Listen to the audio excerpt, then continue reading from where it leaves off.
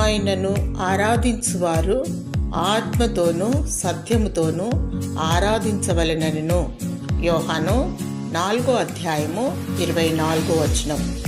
దేవుడు ఆత్మయ్యున్నాడు, ఆరాధనలకు యోగ్యుడు, స్తుతింపదగినవాడు, పూజార్హుడు, స్తోత్రార్హుడు, సమీపించరాని తేజస్సులో వసించువాడు.